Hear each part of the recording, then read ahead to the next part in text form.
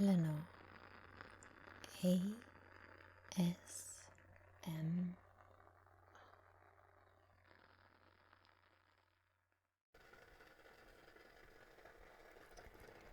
Hello, I'm so happy that you came and visit me. Today I brought a very special fairy tale for you, which I would like to read for you so that you can fall asleep and have a nice and relaxing sleep. I brought some lovely flowers here as a decoration.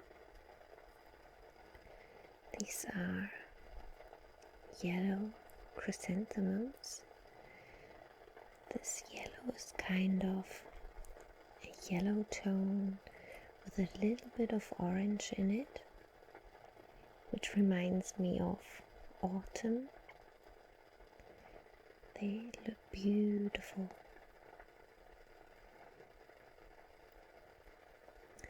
Next to the flowers I have some sweets prepared for you. If you like to take some, just take some. And I also have some candles here where I think that they have a very beautiful light and a very nice sound. So please just relax, make yourself comfortable and enjoy the fairy tale of Cinderella.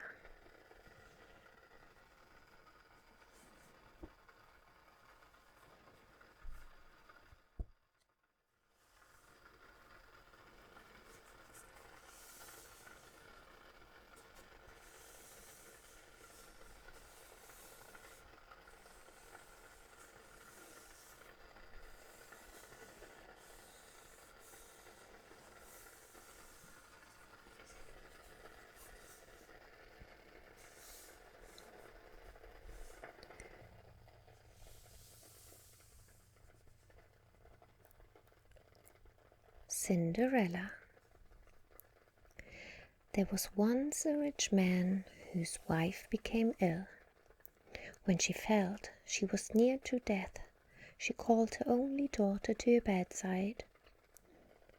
"My dear child," she said, "be as good as gold and as meek as a lamb, and then the blessed Lord will always protect you. What more, I shall look down from heaven myself and be close to you." When she had said these words, she closed her eyes and died. Every day the girl went to her mother's grave near the dovecot and wept, and she was as good as gold and as meek as a lamb. When winter came, the snow lay like a white cloth over the grave, and when the spring sun came and took the snow away, the man married another wife. His new wife had 2 daughters. They were beautiful, but they had hard, selfish, arrogant hearts. After the wedding, all 3 moved into the house, and then things began to go badly for the poor stepdaughter. "Why should that stupid goose sit in the parlor with us?" the sisters would say. "If she wants to eat bread, she must earn it. The kitchen's the place for her." They took away the beautiful clothes her mother had made for her and gave her a shabby grey dress and wooden shoes. "Look at Princess Perfect now, dressed to kill," they jeered as they led her into the kitchen. She was made to work like a slave, from morning till night. She had to get up at daybreak, carry water from the well, clean the fireplaces and make the fires, cook all the food and wash all the dishes. But that wasn't all, because the sisters did everything they could make things worse for the poor girl. They mocked her, they made fun of her to their silly friends, and they had a special torment that never failed to amuse them. They would scatter dried peas or lentils in among the ashes, so she had to sit on the floor and pick them all out again. And when she was worn out at the end of the day, could she look forward to a comfortable bed? Not a bit of it.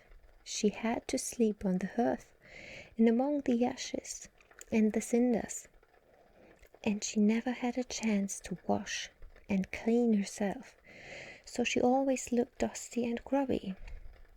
Because of that, they found a special name for her. What shall we call her? Ashy Face? Sooty Bottom? Cinderella? Oh, Cinderella, that's it. One day, their father had to go to the town on business, and he asked his stepdaughters what they'd like him to bring back for them. Clothes, said one. Lots of lovely dresses. Jewels for me, said the other. Pearls and rubies and things. And what about you, Cinderella? He said. Oh, father, just bring me back the first branch that brushes against your head on the way home. So he came back from town with beautiful dresses for the one and costly jewels for the other, and he'd ridden through a thicket on the way home, and a hazel branch had brushed his head. So he'd broken it off the tree and brought it home for Cinderella. She thanked him and planted it at once on her mother's grave. Her tears watered it, and it grew into a lovely tree. She tended it 3 times a day, and it was a favorite of the birds too, for doves and pigeons used to perch in it.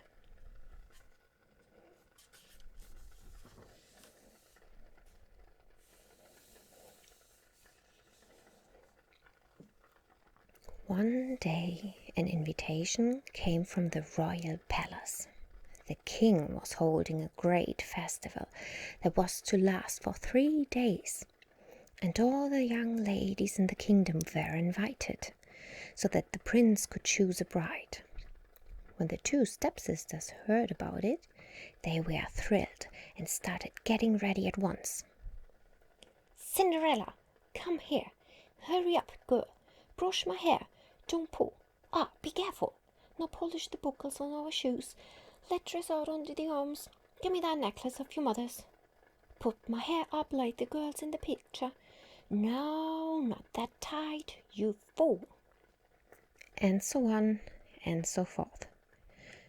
Cinderella did everything they asked, but she wept, because she would have liked to go to the ball as well. She pleaded with her stepmother. You go to the ball? What do you think you are? You're a dirty little slattern, that's all you are. And how do you think you're going to manage at a high society ball with no charm, no looks, and no conversation to speak of? Back to the kitchen, child. But Cinderella persisted, and her stepmother finally lost her patience and threw a bowl of lentils into the ashes. Pick those out in 2 hours, she said, and sort them out good from bad, and you can come to the ball. Cinderella went out through the back door and into the garden. She stood under the hazel tree and said, Turtle doves and little pigeons, all the birds beneath the sky. Help me pick the lentils out from the ashes where they lie. All the good ones in the pot, all the others in your crop. 2 turtle doves flew down through the door and into the kitchen and started to pick at the lentils in the ashes. They nodded their heads and went pick, pick, pick. And then some wood pigeons came, and laughing doves, and collared doves, and stock doves, and rock doves, and joined them in the ashes, going pick, pick, pick. In less than an hour they were finished, and they all flew out of the door and away. The girl took the bowl to her stepmother, thinking that now she'd be allowed to come to the ball. "That's no good," said the woman. "You've got nothing to wear, and you don't know how to dance. Do you want them all to laugh at you?" And she threw 2 bowls of lentils into the ashes and said, "Sort those out. Go on. If you can do it in under an hour, you can go to the ball." And she thought, she'd never manage to do that. Cinderella went out through the back door again. She stood under the hazel tree and said, "Birds of the air, whatever you be, come to the shade of the hazel tree, and in the ashes peck about, and help me sort the lentils out. All the good ones in the pot, all the others in your crop." So down flew 2 white doves, and they flew straight into the kitchen and started pick, pick, pick. Then came a pair of robins, and then a pair of blackbirds, and then a pair of wagtails, and then a pair of song thrushes, and then a pair of mistle thrushes, and then a pair of wrens, and they all went pick, pick, pick. Before half an hour had passed, Cinderella took the bowls to her stepmother. The poor girl was innocent enough to think that this time the woman would say yes. "It's no use," her stepmother said. "You haven't got any shoes worth being seen in. Do you think you can come to a ball wearing a pair of wooden clogs? What sort of simpleton will people think you are? We'd be ashamed to be seen in your company."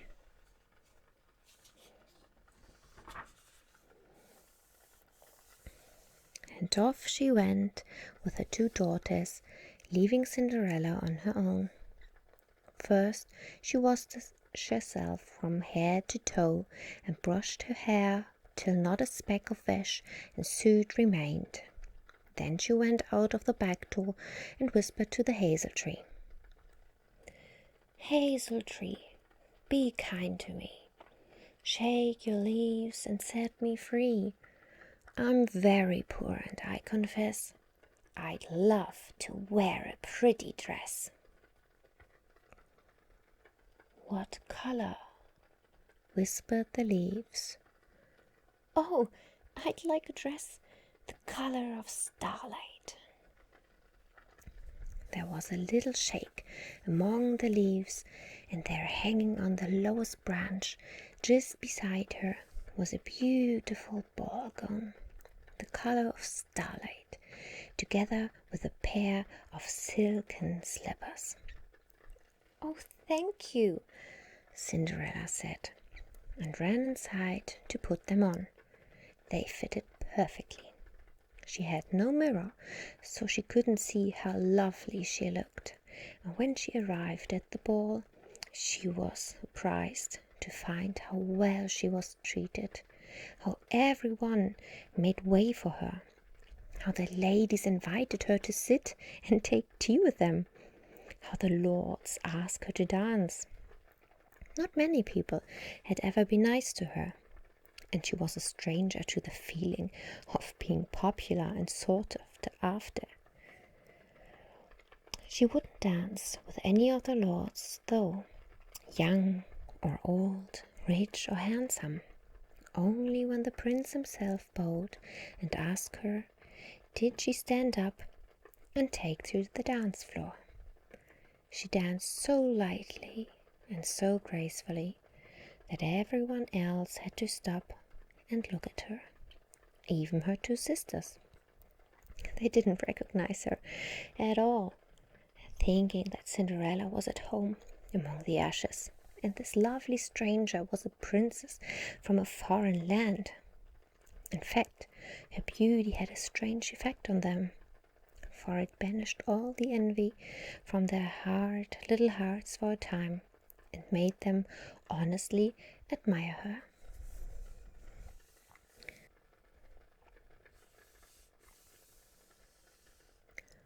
But Cinderella didn't stay long. Once she danced with the prince, and he got her to promise to dance with no one but him. She took advantage of an interval in the music to slip outside and run back home. The prince followed her, but she ran so fast he couldn't keep up, and when they reached home, she'd vanished. The prince waited and her father appeared. "Have you seen the mysterious princess?" the prince asked him.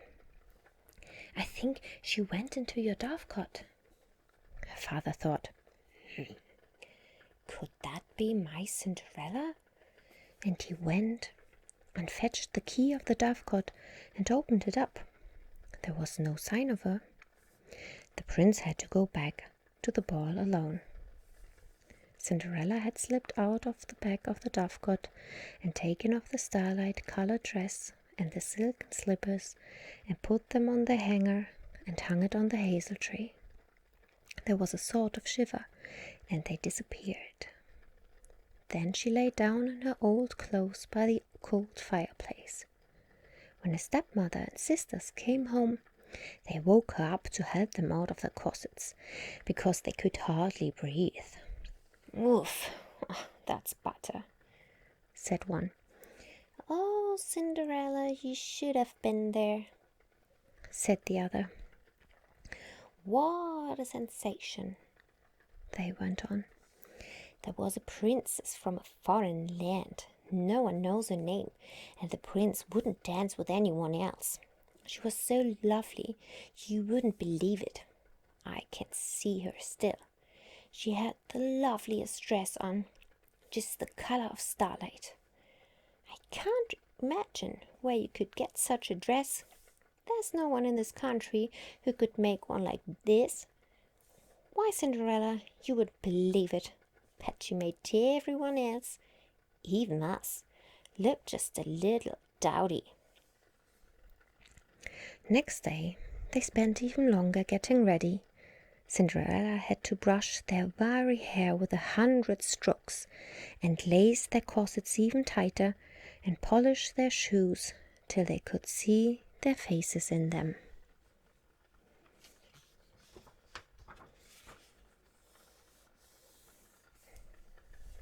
As soon as they'd gone, she ran outside to the hazel tree and whispered, "Hazel tree, oh hazel tree, shake your leaves again for me.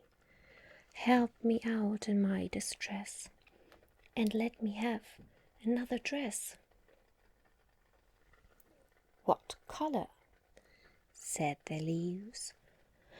"I'd like a dress the color of moonlight," she said.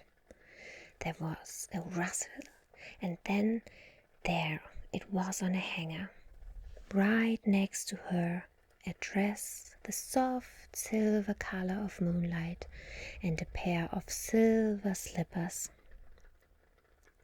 "Thank you," she whispered, and ran to put them on and hastened to the ball. This time the prince had been waiting for her, and as soon as she appeared, he hurried to her side and asked her to dance. When anyone else asked her, he said, "Oh, this lady is my partner in every dance." So the evening passed like the one before, except that there was even more excitement and speculation among the lords and ladies. Who could this lovely stranger be? She must be a princess from a great and wealthy kingdom. But no one knew, and no one noticed when she slipped away except the prince himself. He ran after her through the dark and followed her as far as her house. In the garden there was a beautiful pear tree, covered in heavy fruit. Cinderella climbed up nimbly and hid among the branches, and the prince had no idea where she'd gone. When Cinderella's father came home, he found the prince still there. I think she climbed up that tree," he said. The father thought, surely that couldn't be Cinderella. He brought an axe and cut down the tree, but there was no one there among the branches. Cinderella had slipped down the other side, taken the moonlight-colored dress back to the hazel tree, and gone inside to curl up in the ashes as usual. On the third night, everything happened as before. The stepmother and sisters went off to the ball, and Cinderella whispered to the hazel tree, "Hazel tree, oh hazel tree, send another dress for me. This is the last night of the ball, so let it be the best of all." "What color?" rustled the leaves. "This time I'd like a dress the color of sunlight," she said. And once more the tree shivered, and down fell a dress so lovely that Cinderella hardly dared to touch it. It was pure gold, and it shone and gleamed like the morning sun, and there was a pair of golden slippers to wear with it. "Thank you," said Cinderella. At the ball, the prince had eyes for no one else. They danced all evening, and he wouldn't leave her side. When she said it was time to go, he wanted to come with her, but she slipped away before he could stop her. This time, though, he'd laid a trap. He told the servants to spread pitch on the stairs, and as she ran down, one of her slippers got stuck, and she had to leave it behind. The prince picked it up and wouldn't let anyone else touch it. He cleaned off the pitch and found that it was pure gold. In the morning there was a proclamation made throughout the whole kingdom. "Whoever lost his slipper at the prince's ball may come and claim it from the palace, and the prince will marry whoever it fits." Noble ladies and servant girls, peasants and princesses came from all over that kingdom and from many kingdoms besides, but not one of them could put her foot in the slipper. Finally,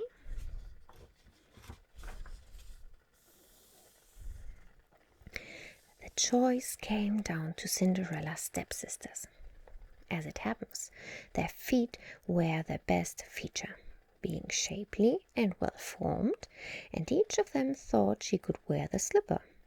But just in case, the mother took the first sister aside and whispered to her, "If it doesn't fit, take this knife and cut a bit off your heel. It'll only hurt for a bit, and you'll be queen." The first sister went into her bedroom to try. She couldn't get a foot in, so she did as her mother said and sliced off a bit of her heel. She jammed her foot in the slipper and limped out, trying to smile. The prince had to do as he said, and he accepted her as his bride and helped her up onto his horse. But as he was riding away, the doves called from the hazel tree. "Rook-a-coo-coo! Rook-a-coo-coo! There's blood in the shoe. Her foot's too white. This isn't the bride." The prince looked down and saw they were right. Blood was dripping from the slipper. He turned the horse around and went back. The mother said to the second sister, "If it doesn't fit, cut off your big toe. It won't hurt much, just a twinge, and you'll marry the prince." The second sister did as her mother had said, and the prince set her on his horse and began to ride. But the doves called again from the hazel tree. "Rook-a-coo-coo! Rook-a-coo-coo! There's blood in the shoe. Her foot's too long. The girl is wrong." The prince took her back and said to the father, "I'm sure I followed the mystery princess to this house. Haven't you got another daughter?" "Well, there's only Cinderella," said the father. "But surely it can't be." It can't possibly be her," said the stepmother. "We can't let her out, your Royal Highness. She's much too dirty to be seen." "If you have another daughter, I insist on seeing her," said the prince. "Bring her out at once." So they had to fetch Cinderella from the kitchen. She wouldn't come till she'd washed, and of course they had to rinse out the golden slipper, so the prince had to wait. But finally Cinderella came in and curtsied, and his heart beat hard in his chest at the sight of her. And she sat down, and he fitted the slipper on her foot, and it slipped on and fitted her perfectly, just like that. "This is my bride," he said, and took her in his arms. The stepmother and sisters turned ghastly pale and nearly bit off their fingers off with rage and mortification. The prince set Cinderella on his horse and rode away, and the doves in the hazel tree called, "Rook-a-coo-coo! Rook-a-coo-coo! No blood is in the shoe. It's not too tight. The right is right." Then they flew down and landed on Cinderella's shoulders, one on each side, and there they stayed. At the wedding, the two stepsisters were keen to toady to the royal couple, hoping to share in Cinderella's good luck. When the prince and his bride walked into the church, the older sister walked on their right and the younger sister on their left. And the doves flew down and pecked out one eye from each of them. After the ceremony, when they came out of the church, the older one was on the left and the younger on the right. And the doves flew down and pecked out the other eyes. So for their wickedness and falsity, they were punished with blindness to the end of the days.